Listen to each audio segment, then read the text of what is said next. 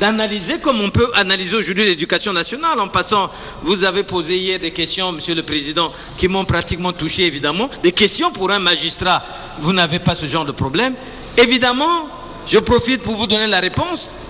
À l'enseignement technique, comme à la fonction publique, le premier diplôme de recrutement, c'est le BPC. Après, c'est le bac. À l'enseignement technique, les professeurs de collège technique adjoints, donc anciens CFP, dans le temps il y avait des CFP, centres de formation et d'apprentissage, ceux qui rataient le CM2, qu'on amenait à la menuiserie. C'est ceux-là, c'est ce genre de professeurs, quand il a un bac technique, c'est là-bas qu'on les envoie. Je vous remercie, Monsieur le Président, si j'ai répondu à la question. Bien. Je voudrais également rappeler à Maître Bokouta Diallo pour emboîter le pas à Maître Oko sur l'incident de tout à l'heure.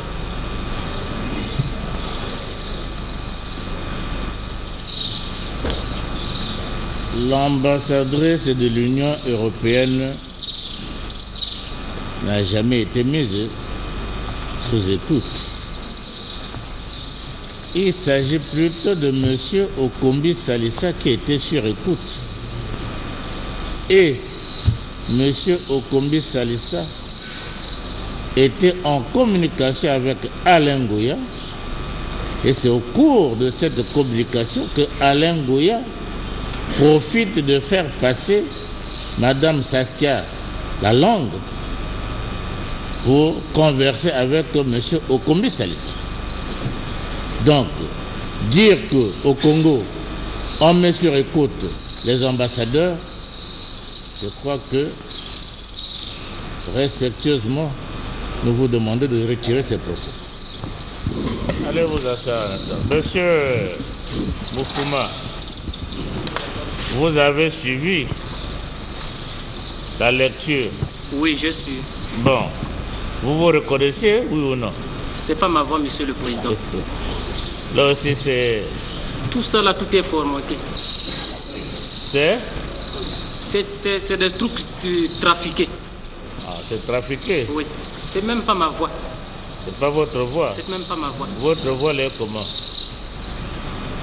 Pourtant, moi, je vous entends, là. Mais oui, vous m'entendez. Bah alors. C'est pas ça ma voix. Mais le jour que vous avez suivi cet excès dans mon bureau, vous étiez affalé? Non.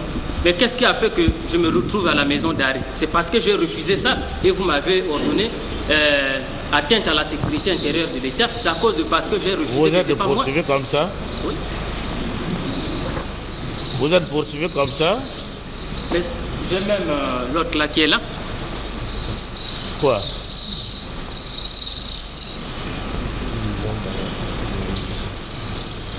Mais il faut dire la vérité. Mais c'est quand s'il vous plaît, vous aviez été auditionné à la veille de l'audience. Oui.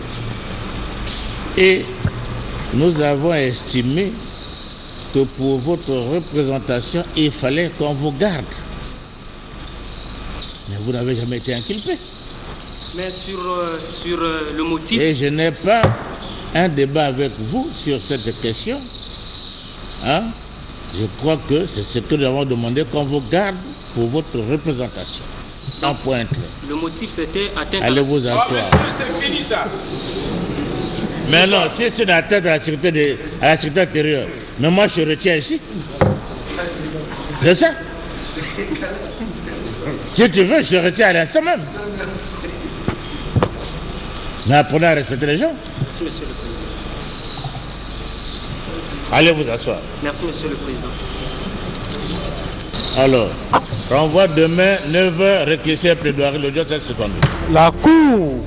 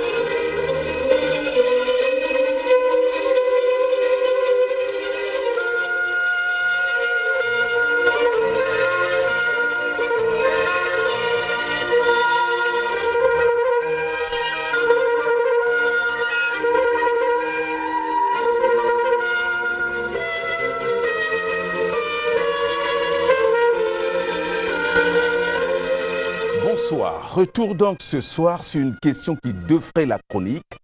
Une question qui en réalité divise pratiquement le monde du numérique. En fait, les experts dans ce domaine ont plusieurs approches, les unes après les autres, défendant donc des approches qui consistent à implémenter au Congo le secteur des TIC et asseoir véritablement une économie du numérique. Mais en réalité, les approches multidimensionnelles, variées et autres, s'appuient sur 3 piliers. Le développement des infrastructures du type fibre optique, la formation des cadres, et puis bien évidemment, la mise en place d'un cadre juridique qui viendrait à protéger les bénéficiaires des services donc du numérique. Mais en réalité, tout cela est bien, mais pour les uns insuffisant et pour les autres, pas suffisamment compréhensible. Pour Roland Clisbel, l'approche est pour lui une approche qui amènerait les pouvoirs publics à définir ce qu'il appelle un plan Marshall qui aboutirait à la mise en place d'un vaste pacte technologique. C'est pour cette raison que je l'ai fait venir ce soir, une fois de plus, pour approfondir son approche, pour définir évidemment sa vision qui consiste donc à mettre en place un plan Marshall. Alors, Roland Clisbel, merci d'être là une fois de plus ce soir. Merci. Lorsque nous voyons l'approche gouvernementale, elle est assise sur des choses suffisamment claires. C'est normal, il faut des infrastructures du type fibre optique, il faut une formation des jeunes, et puis il faut un cadre juridique pour essayer de définir, éviter qu'il y ait des désordres dans ce secteur. Comment appréciez-vous finalement cette vision du gouvernement? Déjà, merci de m'avoir donné l'opportunité de venir sur votre plateau ce soir. Ce que j'ai plutôt envie de dire avant tout, c'est que les défis de chaque État aujourd'hui sur la Terre consistent à pouvoir bâtir une économie solide, une économie très forte, puisque je tiens à préciser que toutes les économies du monde moderne aujourd'hui ont pour fondement l'économie numérique. Et aujourd'hui, le gouvernement a consenti d'énormes efforts en mettant en place un cadre, on va dire, d'infrastructures suffisant, nécessaire mais pas encore suffisant, notamment avec la mise en place de la fibre optique. Mais il faut que les gens comprennent ce que c'est la fibre optique. La fibre optique reste, on va dire, un outil de transport, un support de transport pas suffisant, nécessaire mais pas suffisant pour déclencher cette forme d'économie numérique qui devrait être la racine du développement de notre économie. Le cadre réglementaire qui est celui de définir des textes de loi est aussi important parce qu'effectivement, il faut normer le contexte, mais là où il faut aller, là où il faut imaginer la suite de tout ce cadre, c'est justement la mise en place des systèmes d'information, de la gouvernance d'État qui devraient, eux, à leur tour, bâtir de manière définitive cette forme d'économie numérique qui devrait pouvoir accompagner le développement de notre pays. Alors, puisque nous sommes dans le concept même du développement de l'économie du numérique, il faut aider nos téléspectateurs à comprendre en réalité à quoi ça ressemble, une économie du numérique. Qu'est-ce qu'elle pourvoit? Elle est-elle pourvoyeuse des fonds pour l'État? Comment se manifestera cette économie du numérique dont on parle autant aujourd'hui?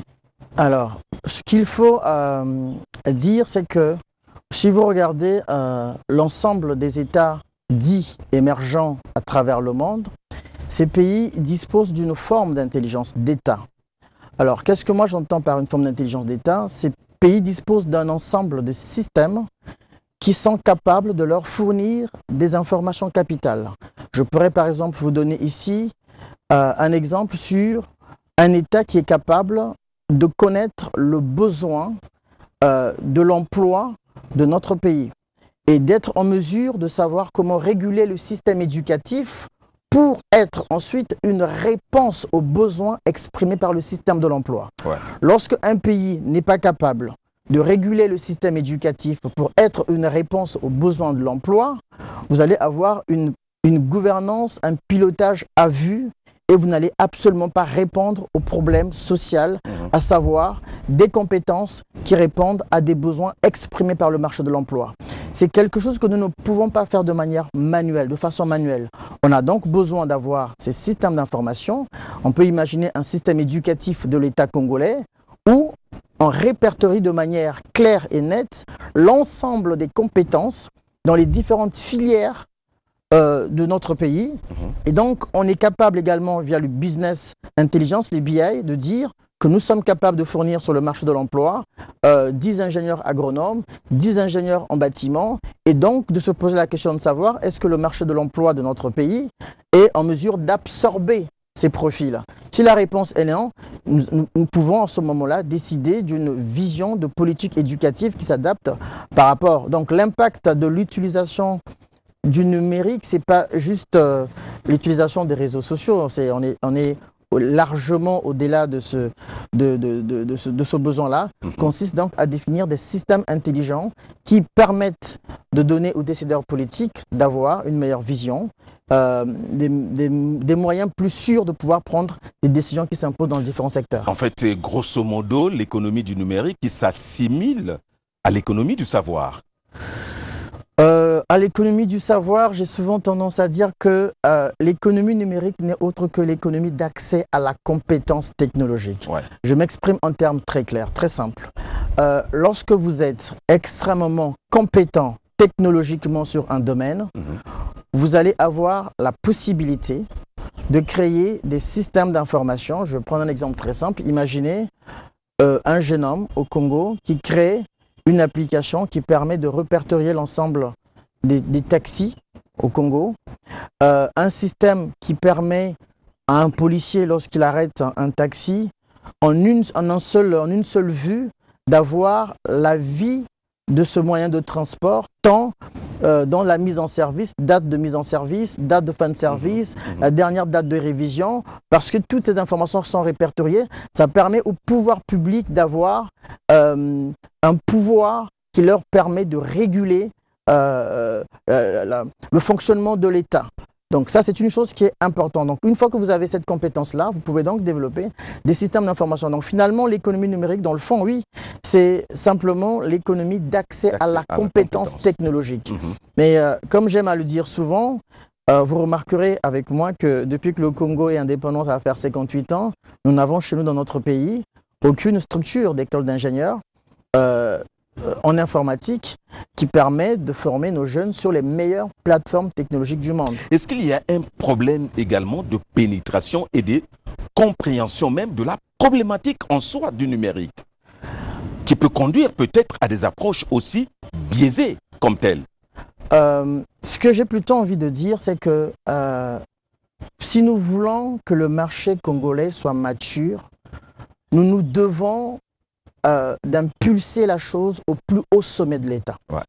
Il n'est pas possible d'imaginer des entreprises privées prendre en charge cette question qui est à la fois gravissime, stratégique et profonde. La seule entité ici même dans notre pays qui soit en mesure de prendre à bras le corps cette situation et donc d'élargir le taux de pénétration du numérique dans notre pays, c'est le gouvernement. L'idée, c'est de dire que le gouvernement fait un choix stratégique de bâtir le développement de son pays par l'adoption de l'outil technologique. Du moment où le gouvernement le fait, les mœurs vont changer parce que dans les administrations publiques, il va y avoir de plus en plus des systèmes d'information. Tous les usagers vont devoir s'obliger, s'habituer à utiliser des nouveaux process, que ce soit dans la mise en place, dans la demande des passeports, que ce soit dans la demande des pièces d'identité, que ce soit dans la gestion des véhicules de transport pour le ministère de Commerce. Et vous vous rendez compte que petit à petit, morceau par morceau, les pratiques s'étendent et le niveau, le taux de pénétration du numérique s'enfonce et va encore beaucoup plus loin. Mais à ce stade où nous sommes, seul le gouvernement peut initier une telle dynamique dans notre pays.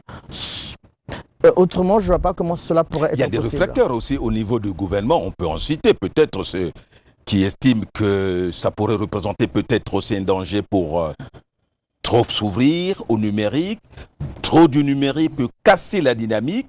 Et peut-être, vous comprendrez que à ce niveau-là, on a tendance à vouloir, comme un peu, créer des murs entre la volonté de définir et puis la réalité, la volonté d'aller concrètement sur le terrain. Il y a des murs, il y a des réfracteurs. Il y a ce qui, peut-être à un niveau donné, pourrait être amené à bloquer la machine à ce niveau. Permettez-moi à la fois d'être assez clair avec vous. Ce que j'ai envie de dire, c'est que si la volonté réelle et profonde de nos décideurs politiques est celle de pouvoir bâtir une économie sûre, une économie stable et surtout promouvoir le développement de notre pays, le choix même de l'outil technologique ne devrait plus être vu comme une option, mais une forme d'obligation de développement.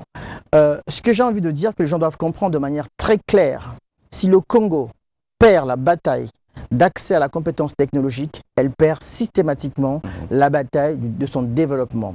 Il n'y a pas d'autre option, il n'y a pas d'autre choix, il n'y a qu'une seule alternative. Où le Congo gagne cette bataille, elle peut être maître du développement de son économie, ou elle perd la bataille de l'économie numérique, donc de l'accès à la compétence technologique, et elle perd la bataille de son développement économique, parce que son économie sera principalement tenue par l'extérieur. Et donc, nous ne parlerons pas du développement de notre pays, et vous pouvez imaginer l'ensemble des conséquences que cela va avoir dans notre pays, tant au niveau du fonctionnement de l'administration, tant dans le cas des chômages des jeunes, qui finalement ne trouveront pas place dans cette république où le développement économique est simplement un propos politique et non pas une réalité. Et donc, que ce soit, je pense que l'ensemble de la classe politique de notre pays, j'ai plutôt envie de croire à une réelle volonté politique. Une réelle volonté politique. Pas seulement politique, mais ambitieuse volonté de pouvoir voir l'adoption de l'outil technologique au Congo comme une réalité concrète pour accompagner le développement de notre pays. Perdre d'une part la bataille ou la gagner, qu'est-ce qui pourrait conduire le Congo, par exemple, à perdre cette bataille du numérique? C'est une volonté mauvaise de ne pas chercher à moderniser la gestion de l'administration publique. Faites le tour de l'ensemble de certaines administrations, rendez-vous compte qu'il y a des processus, des process dans certaines administrations qu'on peut améliorer. Chose que nous ne faisons pas chez nous. Et donc, nous sommes conscients de ça.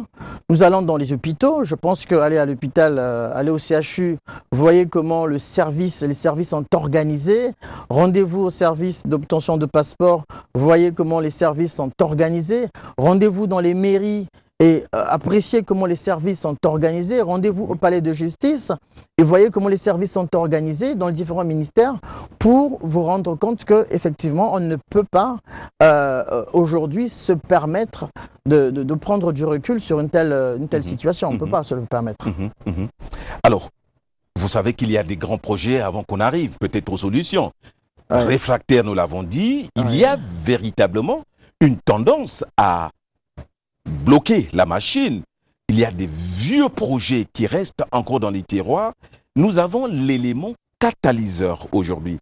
Premier projet, grand projet défini par le gouvernement, c'est celui d'interconnecter les deux fichiers, fichier solde et fichier gestion des fonctionnaires de l'État. Des dizaines d'années, on en parle, mais on n'arrive jamais. Est-ce qu'il manque les solutions informatiques à ce niveau-là? Deuxième problème qui reste encore, pratiquement encore dans les couloirs, qui ne sont pas encore véritablement des questions réglées, c'est cette question de l'automatisation, par exemple, des retraites. On en parle, mais les solutions sont et pourtant numériques. Pourquoi n'arrivons-nous pas finalement à passer à la concrétisation ou à la réalisation de ces projets? Qu'est-ce qui peut freiner? Qu'est-ce qui peut, si ce n'est pas une volonté politique? Alors, vous faites bien de poser la question. Ce que j'ai envie de dire, alors dans votre question, je note deux choses. Voilà. La première, c'est qu'il n'y a pas une vision globale de la manière dont on veut aborder les problématiques de bonne gouvernance qui s'imposent à nous. Vous me parlez là du fichier solde, de la réunification de certains fichiers. C'est un projet qui est considéré à part, qui ne s'inscrit pas dans une vision globale de la vision numérique de notre pays. Ça, c'est déjà le problème.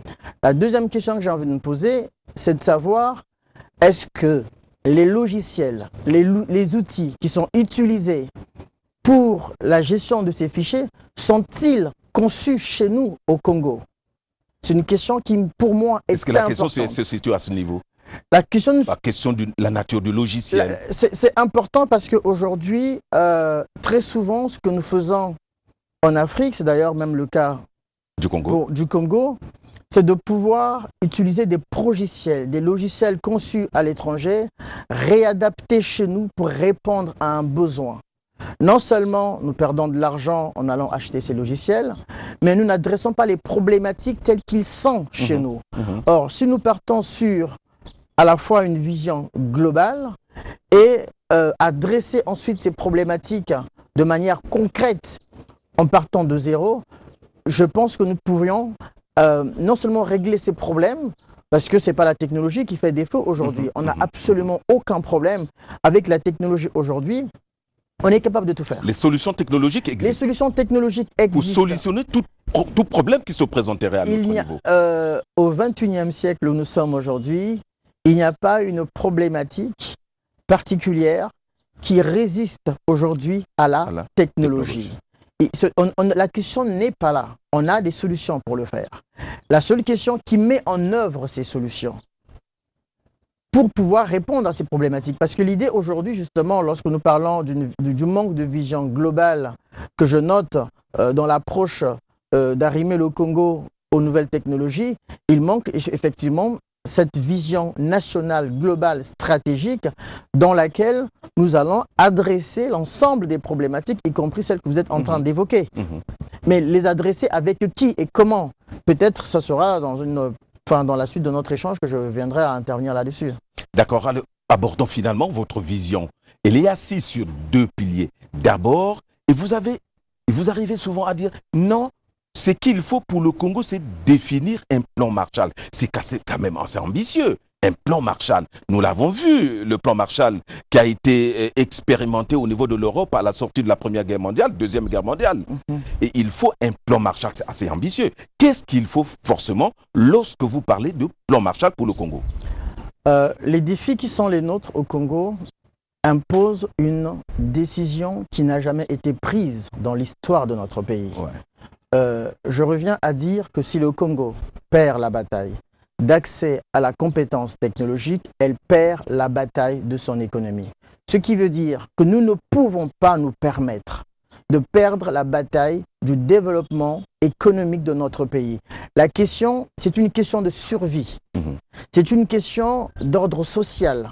Parce que dans tous les États du monde, lorsque le développement ne suit pas, les problèmes sociaux, nous les connaissons, la misère, nous la connaissons, la pauvreté, nous la connaissons, la fraude, tous les problèmes qui s'en suivent, nous la connaissons, parce que le développement économique n'est pas une réalité.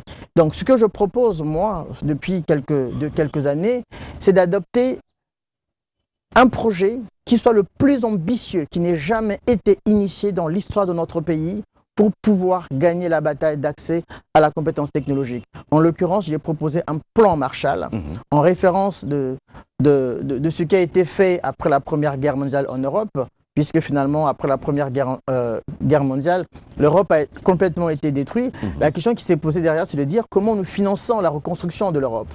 Il a fallu adopter un plan Marshall à des milliards et des milliards de dollars pour reconstruire l'Europe. Et c'est devenu une réalité aujourd'hui. Donc nous voulons reconstruire un secteur stratégique qui est le fondement même de notre économie. Nous voulons bâtir un secteur stratégique, un pilier qui est même au cœur du développement économique de notre nation. On ne peut pas s'empêcher d'injecter des milliards de francs CFA.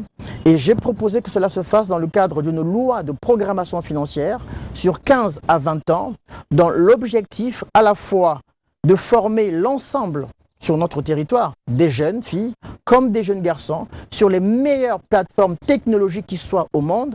Ça demandera de l'argent, d'où le plan Marshall. Parce que la question à laquelle nous voulons répondre, elle est vitale pour notre économie, elle est vitale pour notre pays, elle est vitale pour le développement de notre pays. On n'a pas d'autre choix. Ce n'est pas une question optionnelle, c'est une question de survie de notre pays. Le politique ne peut pas décider de la bonne gouvernance du Congo de demain s'il n'a pas à sa disposition les meilleurs indicateurs lui permettant de prendre les meilleures décisions pour gouverner ce pays. Donc on ne peut pas se le permettre. D'où ma proposition d'adopter un plan Marshall qui soit, j'aimerais plutôt que ça soit vu ainsi comme étant le projet le plus insolent de notre histoire, parce qu'elle est le fondement, la base, la racine même du développement de notre économie. Et le pacte technologique s'inscrit tout simplement comme étant un ensemble des systèmes d'information qui devraient adresser les problématiques de l'ensemble des différents domaines de notre économie. Est-ce que lorsque vous parlez de système d'information, vous faites allusion à ces défis qui devient presque à la mode, un peu la tendance dans l'administration, dans les entreprises, dans les industries, dans les unités de production, c'est d'implémenter ce qu'ils appellent les DSI, les directeurs des systèmes d'information. Est-ce que c'est à ce niveau-là ou c'est au-delà même? J'ai proposé il y a 2 ans ce que j'ai considéré comme étant le centre stratégique d'intelligence numérique dans notre pays. Nous avons aujourd'hui cette approche des DSI, des directions des systèmes d'information, pratiquement rattachées à chaque ministère. J'ai envie de savoir, de nous poser la question en tant que Congolais, pourquoi vais-je avoir à gérer la question informatique au ministère de la Santé? Pourquoi vais-je avoir à gérer la question d'informatique au ministère des Finances? Ce ministère a pour objectif de gérer les finances. Qu'est-ce que j'ai à voir à gérer la question informatique au ministère du Commerce? Donc il va falloir dans l'approche centraliser la question de la gouvernance informatique des systèmes d'information en un seul lieu. Les différents ministères de notre pays se voient tout simplement servir l'ensemble des données dont ils ont besoin pour fonctionner. Mais c'est là que je parle de l'intelligence d'État, ce centre stratégique qui devient finalement le cerveau pensant de l'État, puisque c'est là que sont centralisées l'ensemble des données, de l'ensemble des ministères, la mise en œuvre de ce genre de système. Du point de vue technique, c'est des choses qui sont déjà réalisées. Je ne rentrerai pas dans la technique pour sa mise en œuvre, mais voilà, c'est des choses qui sont qu'on sait très bien faire aujourd'hui, sans l'ombre d'un doute.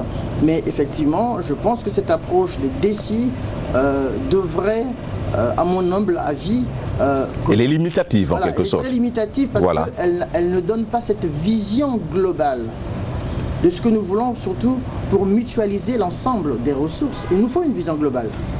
En un seul regard, nous devons avoir la vision globale de la question du numérique, d'informatique sur l'ensemble des ministères de notre pays. Et nous devons, cette vision doit s'aligner de manière uniforme et non pas avoir, que ce soit en termes de ressources humaines, que ce soit en termes de ressources matérielles, des serveurs, des bases de données, des ressources humaines qui sont censées développer l'ensemble des systèmes d'information, que ce soit en termes de ressources juridiques qui sont censées définir le cadre. Donc nous pouvons imaginer que tout cela se gère en un lieu stratégique qui n'est pas forcément sous tutelle ministérielle, parce que finalement c'est un centre qui gère les questions transversales à l'ensemble des ministères, qui peut être imaginé, vu sous la tutelle directement de la présidence de la République, pour gérer la vision, la gouvernance nationale sur la question du numérique au Congo. Alors finalement, plan Marshall qui aboutit directement à un pacte technologique, vous vous donnez 15-20 ans, c'est à très long terme, avec des grands budgets.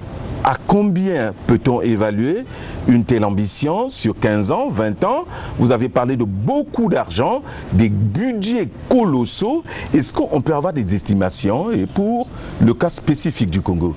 Alors, il me sera, on va dire, dans le cadre du Congo, assez difficile de vous donner une estimation en termes de budget, parce qu'il s'agit déjà avant tout de savoir ce que nous souhaitons intégrer de manière modulaire, par phase, dans le projet global.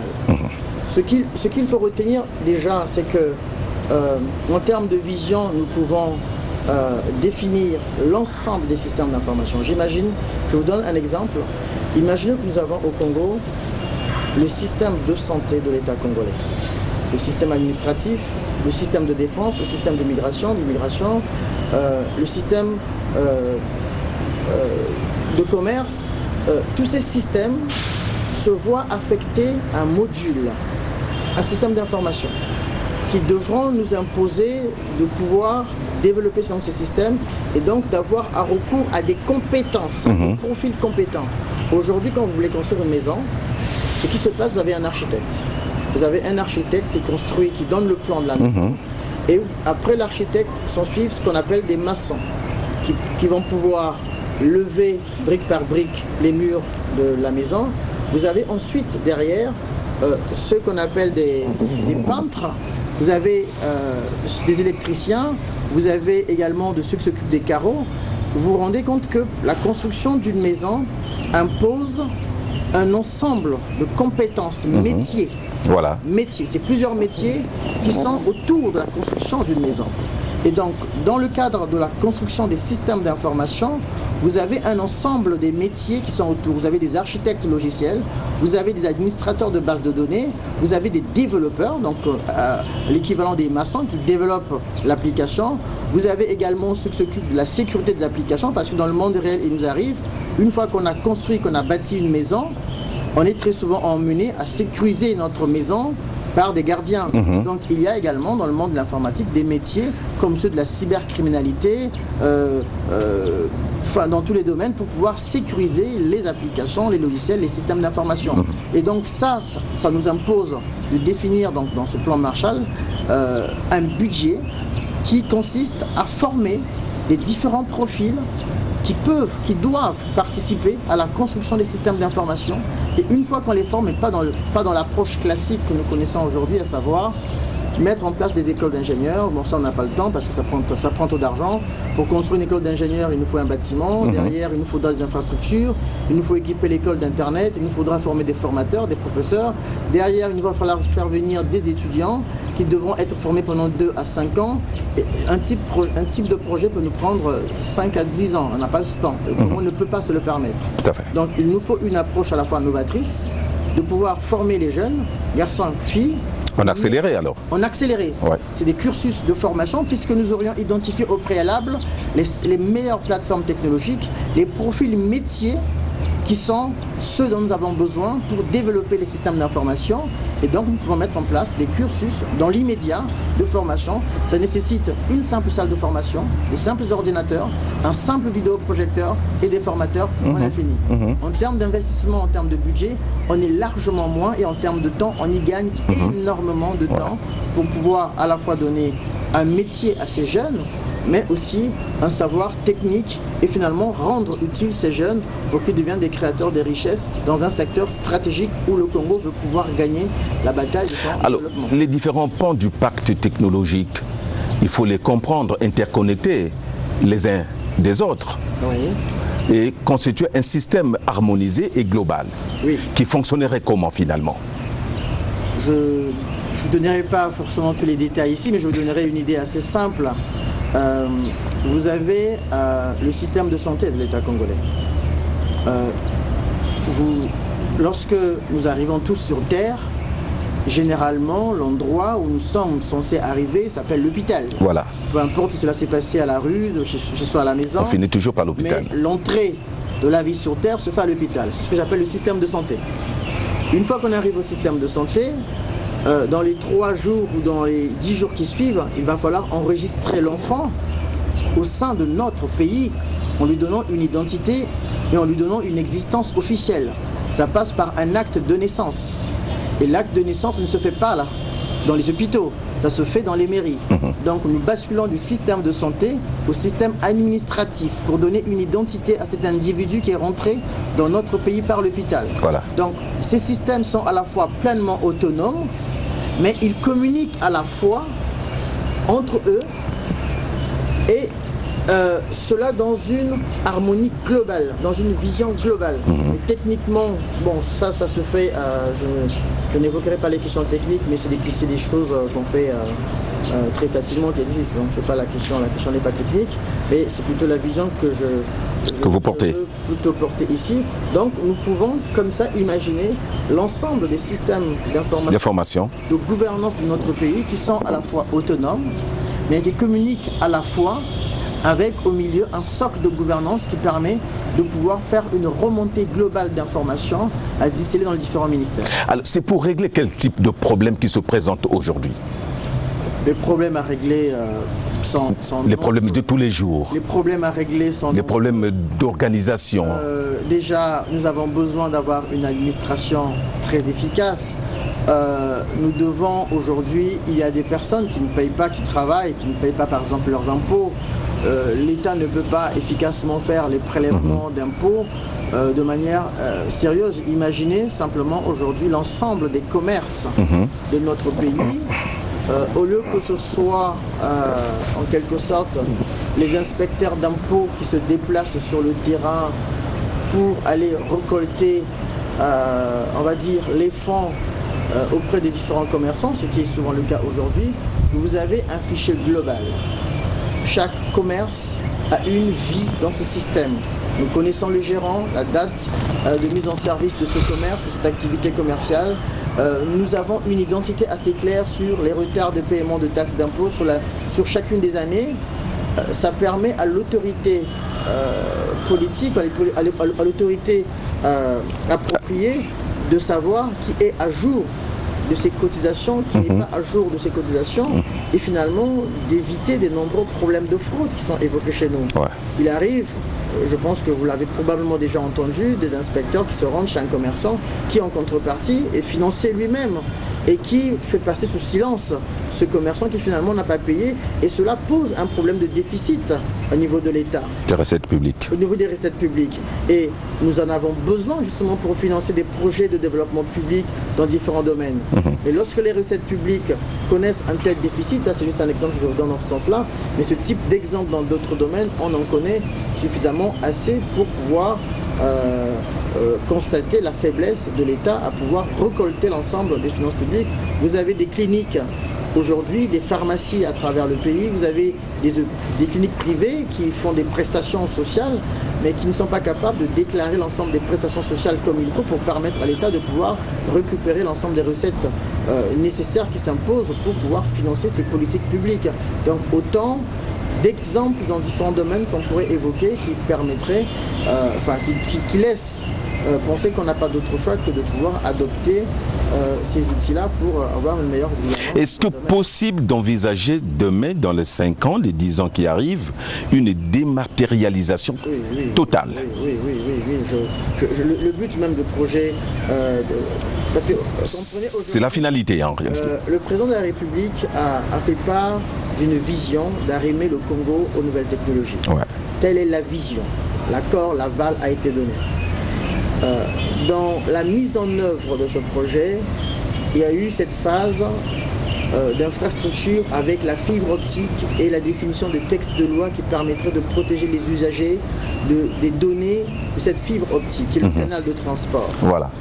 Devra s'en suivre derrière, donc ce que je propose d'une manière technique, une vision globale qui devrait permettre de pouvoir définir finalement la politique du gouvernement en matière d'accès à la technologie. Donc pouvoir dématérialiser l'ensemble des processus administratifs est une chose, est une bataille que nous pouvons gagner justement en 5 ans. D'où j'évoque la question de pouvoir mettre en place une loi de programmation financière votée par le Parlement sur 5, 10, 15, 20 ans. La question est de dire, nous voulons de manière définitive gagner la bataille d'accès à la compétence technologique au Congo. Ce qui va s'en suivre, c'est que nous allons dématérialiser l'ensemble des processus. Nous ne sommes plus obligés de nous rendre à la préfecture. Ou à la mairie pour demander un acte de naissance. Je vous prends un exemple. En France, l'acte de naissance ne se demande pas à la mairie, ça se demande sur Internet. Vous êtes chez vous, vous êtes au bureau parce que vous commencez le service le matin à 8 h, vous finissez à 18 h, le service de la mairie commence à 9 h, ferme à 17 h. Vous n'avez absolument pas le temps de vous rendre à la mairie parce que vous êtes en fonction au travail. Voilà. Cependant, le service public vous donne la possibilité, l'opportunité de demander votre acte de naissance, votre acte de mariage, les différents actes que vous souhaitez directement via votre smartphone ou encore simplement à travers le web et de le recevoir donc chez vous par la poste sans avoir à vous déplacer. Donc pouvoir dématérialiser est une bataille que d'autres nations ont gagnée. C'est pas ça le vrai défi, c'est un faible défi je dirais que nous pouvons gagner, et là encore pour moi avec l'ensemble de la jeunesse congolaise à qui on doit donner la compétence nécessaire, parce que cette bataille là c'est eux qui doivent, c'est cette jeunesse qui doit la gagner et personne d'autre. Vous avez observé la stratégie qui est celle du gouvernement, vous avez observé la réalité sociologique du Congo. S'il faut démarrer, aller vite, concrètement et sérieusement, par où commencer aujourd'hui? Je crois qu'il faut commencer par avoir un plan global. Et le plan global... À définir à quel niveau? Au niveau gouvernemental? Au niveau gouvernemental... Au niveau de l'État, si vous voulez. Au niveau de l'État, nous devons... vous ne pouvez pas construire une maison si vous n'avez pas un plan d'architecture. Ouais. Vous ne pouvez pas demander aux sachants de mettre en œuvre une vision si elle n'a pas été clairement définie. D'où mon engagement aujourd'hui est donc de proposer l'adoption de ce projet que j'appelle le pacte technologique dans sa phase de la mise en œuvre d'une vision globale. Il faut une vision globale, nationale, stratégique, sur comment nous allons développer les systèmes d'information de notre pays, et ce, quelle que soit l'échelle. Une fois que vous avez un plan directeur technique qui est validé, vous allez pouvoir définir donc les modules prioritaires qui devront connaître immédiatement un financement. Une fois que les modules prioritaires sont définis, vous vous rendez compte que vous ne pouvez pas les développer parce que vous allez vous rendre compte qu'il nous manque des profils, des gens extrêmement compétents pour le faire. Et c'est là qu'intervient le plan Marshall, c'est-à-dire se refuser d'aller prendre des logiciels tout faits à l'étranger, parce que imaginez que... Conçu pour une réalité qui est celle de l'Europe, dans la plupart des cas. Imaginez, je vais vous donner un tableau qui va pour donner une image assez claire de ce que je veux dire. Imaginez que le gouvernement congolais décide d'aller acheter un logiciel à l'étranger. Vous payez des licences auprès des entreprises internationales. Vous donnez à ces entreprises internationales un pouvoir d'achat énorme. On va prendre un exemple d'une entreprise qui est située en Chine, qui a pour siège la Chine ou la France. Donc vous leur donnez de l'argent. En leur donnant de l'argent, cette entreprise gagne de l'argent. Elle crée de l'emploi en France ou en Chine. Elle embauche en France ou en Chine. Elle développe votre logiciel depuis son pays. De là-bas, puisqu'elle a gagné beaucoup d'argent, en ayant gagné de nouveaux marchés, elle paye sa fiscalité dans ce pays. L'assiette fiscale de ce pays gagne. Ce pays gagne parce qu'il voit l'élargissement de son assiette fiscale. Ce pays gagne parce que cette entreprise qui vient de gagner un gros marché se voit embaucher de nouveaux profils. On réduit le chômage. Et nous, ce que nous faisons au Congo, nous utilisons un logiciel, donc nous finançons le développement d'autres États en appauvrissant notre propre pays, en empêchant de donner à nos propres jeunes l'opportunité d'apprendre les mêmes technologies, d'avoir les mêmes compétences, d'avoir les mêmes métiers et de relever ce défi. Et donc, lorsque nous aurons défini un plan directeur, défini les priorités pour le gouvernement, et donc dans différents modules, s'il faut commencer par la santé, s'il faut commencer par l'administration publique, ou encore par ce que j'ai proposé dans mon projet initialement, c'est que ce choix se fasse sur l'IDH, l'indice de développement humain, qui englobe 3 secteurs, l'éducation, la santé et l'emploi. Et derrière, vous allez avoir besoin de définir, donc de former les jeunes de chez nous. Et une fois qu'ils seront formés, nous allons les injecter dans les différents projets qui auront été préalablement identifiés. Et en termes de suivi, voici globalement comment je propose cette vision. Alors, dans l'approche, dans votre vision du pacte technologique, il y a une place de choix réservée à la jeunesse, la formation des jeunes. Les jeunes sont au cœur même de votre vision de pacte technologique. Tout simplement parce que je ne vois pas, je comprendrai pas comment le Congo serait en capacité de gagner la bataille du numérique sans associer sa jeunesse au cœur du système. Je tiens à rappeler, il faut que nous le comprenions en tant que Congolais, le numérique est le secteur le plus stratégique de l'économie mondiale. L'ensemble des économies modernes, des États dits intelligents, reposent sur l'adoption de la technologie.